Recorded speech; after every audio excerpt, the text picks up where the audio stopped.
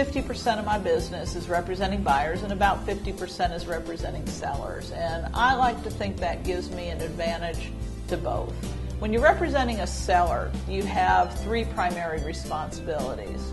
The first is to understand and help your seller understand exactly where their property fits into the marketplace. What are its most attractive features and benefits? How are similar properties priced? What have similar properties sold for? The value equation, essentially. That's one. The second thing you're helping a seller to do, of course, is marketing. The more people you can get to take a look at that home, whether it's online or in person, the more likely you are to find the perfect next buyer for the property. The third way that you help your sellers is when it's negotiation time. I've negotiated all over the world, and I'm a pretty darn good negotiator.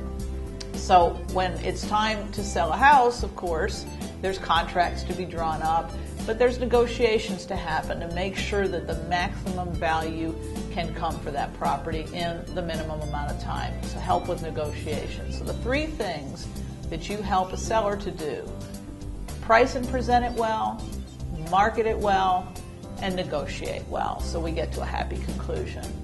Now, with buyer's agency, I found out about buyer's agency personally back in 1993 when I was moving to Georgia, long before I became a realtor, and it just is an idea that makes sense. Every party in a transaction as big as a real estate transaction deserves their own expert in the game, helping them with the process. So as a buyer's agent, you're hired by a buyer to help them locate the best properties, understand how those properties fit into the marketplace in terms of value, and again, negotiate the best contract for that property.